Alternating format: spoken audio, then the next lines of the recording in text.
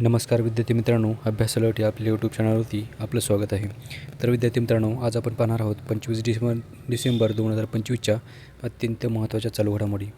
तर व्हिडिओ पहिल्यापासून शेवटपर्यंत पाहण्याचा प्रयत्न करा. अतिशय महत्त्वाचे आणि निवडक प्रश्न असणार आहेत, जे की तुम्हाला कोणत्याही स्पर्धा परीक्षेमध्ये डायरेक्ट विचारले जाऊ शकतात. तर बघा, आजचा पहिला प्रश्न आहे, नुकतेच कोणत्या अंतराळ संस्थेने AST स्पेस मोबाईलच्या ब्लूबर्ड ब्लॉक 2 उपग्रहाला प्रक्षेपित केले आहे?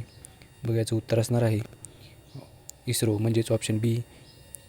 बघा, इस्रो या अंतराळ संस्थेने AST स्पेस मोबाईलच्या ब्लूबर्ड ब्लॉक 2 उपग्रहाला प्रक्षेपित केले आहे. ओके, तर विद्यार्थी मित्रांनो, अत्यंत महत्त्वाचा प्रश्न आहे. ओके, तर बघा, नुकतेच AST स्पेस मोबाईलच्या ब्लूबर्ड ब्लॉक 2 उपग्रहाचे प्रक्षेपण भारतीय अंतराळ संशोधन संस्था म्हणजेच इस्रोने केलेले आहे. ओके, तर बघा, हे उपग्रह भारताच्या LVM M6 म्हणजेच लॉन्च व्हेकल मार्क 3 या रॉकेटद्वारे 24 डिसेंबर 2025 रोजी श्रीहरिकोटा सतीश धवन स्पेस सेंटर येथून आंध्र प्रदेश या राज्यातून यशस्वीरित्या म्हणजेच प्रक्षेपित केलेले आहेत. ओके, तर लक्ष ठेवा विद्यार्थी मित्रांनो माहिती.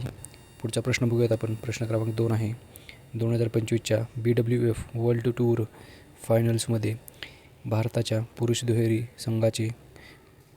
संघाने कोणते पदक जिंकले आहे? बघा, याचं उत्तर असणार आहे ऑप्शन बी, म्हणजेच कांस्य पदक. ओके, तर बघा, भारताच्या संघाने कांस्य पदक जिंकलेले आहे. ओके, तर ही स्पर्धा होती BWF world tour finals. Okay, बघा विद्यार्थी मित्रांनो, भारताची जोडी म्हणजेच सात्विक साईराज रणकिरेड्डी आणि चिराग शेट्टी या दोघांनी सेमीफायनलपर्यंत पोचले आणि त्यांनी भारताला कांस्य पदक मिळवून दिलेले आहे. ओके, तर लक्षात ठेवा. प्रश्न क्रमांक 3 बघूयात आपण. अंजदीप ही भारतीय नौदलाचे सर्वात मोठे वॉटर जेट युद्धनौका कुठे सुरू करण्यात आले आहे? बघा, याचं उत्तर असणार आहे चेन्नई. ओके, तर चेन्नई याचं उत्तर असणार आहे. अंजदीप जी भारतीय नौदलाची सर्वात मोठी वॉटर जेट आहे, ही जी युद्धनौका चेन्नई या ठिकाणी सुरू करण्यात आलेली आहे. ओके, तर लक्षात ठेवा विद्यार्थी मित्रांनो. बघा, ही जी जहाज आहे ते कोलकात्याच्या garden rich shipbuilders and engineers यांनी निर्मित केलेले आहे. ओके, आणि ते भारतीय नौदलाच्या ताफ्यामध्ये सामील झालेले आहे. बघा, हे जहाज वॉटर जेट प्रणोदन प्रणाली असलेले भारतीय नौदलाचे सर्वात मोठे युद्धपोत आहे. लक्षात ठेवा विद्यार्थी मित्रांनो. प्रश्न क्रमांक 4 बघूयात आपण. कारिवा हा जगातील सर्वात मोठा अणुऊर्जा प्रकल्प पुन्हा सुरू करण्यास कोणत्या देशाने मान्यता दिली आहे? तर महत्त्वाचा प्रश्न आहे विद्यार्थी मित्रांनो. याचं उत्तर असणार आहे जपान. ऑप्शन डी याचं उत्तर असणार आहे. तर जगातील सर्वात मोठा अणुऊर्जा प्रकल्प असणार आहे हा, आणि त्याला नुकतीच जपान सरकारने मान्यता दिली आहे. ओके, तर बघा, याचं नाव आहे काशिवाजाकी कारिवा. ओके, नाव लक्षात ठेवा विद्यार्थी मित्रांनो. ओके, चला पुढचा प्रश्न बघूयात आपण. प्रश्न क्रमांक 5 बघा, अतिशय महत्त्वाचा प्रश्न आहे विद्यार्थी मित्रांनो, लक्ष ठेवायचं आहे. ओके, तर बघा, 59वा ज्ञानपीठ पुरस्कार कोणत्या व्यक्तीला प्रदान करण्यात आलेला आहे? तर बघा, त्यांचं नाव आहे ऑप्शन सी, म्हणजेच विनोद कुमार शुक्ल. ओके, तर विनोद कुमार शुक्ल यांना 59वा ज्ञानपीठ पुरस्कार प्रदान करण्यात आलेला आहे.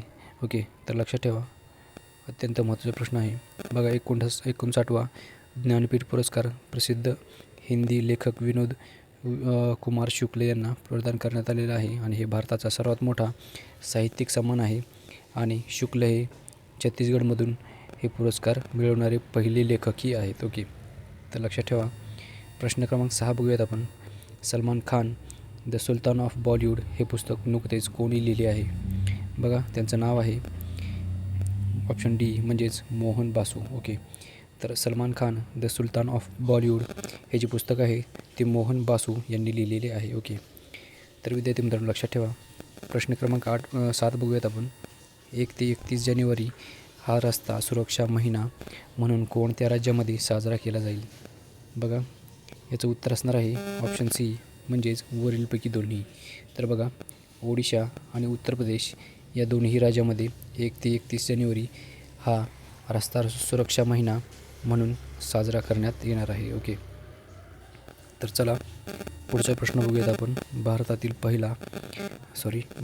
पहिल्या डिजिटल आदिवासी स्वातंत्र्य सैनिक संग्रहाचे उद्घाटन पंतप्रधान नरेंद्र मोदी यांनी कोठे केले आहे? तर बघा, महत्त्वाचा प्रश्न आहे. याचं उत्तर असणार आहे विद्यार्थी मित्रांनो, बघा ऑप्शन बी याचं उत्तर असणार आहे छत्तीसगड.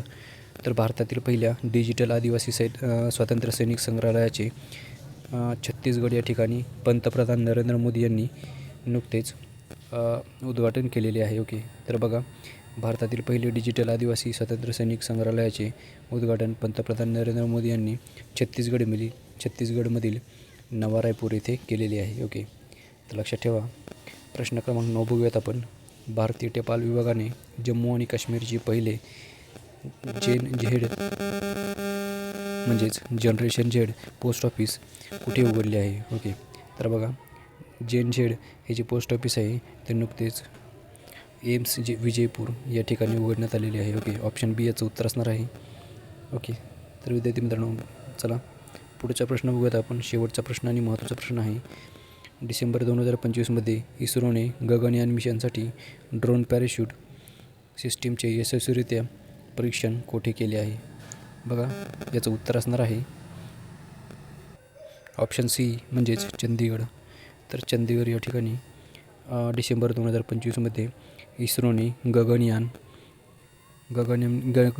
गगनयान मिशनसाठी ड्रोन पॅराशूट सिस्टीमचे यशस्वीरित्या परीक्षण केलेले आहे. ओके, तर लक्षात ठेवा विद्यार्थी मित्रांनो. चला विद्यार्थी मित्रांनो, भेटूयात आपण नेक्स्ट व्हिडिओमध्ये. धन्यवाद.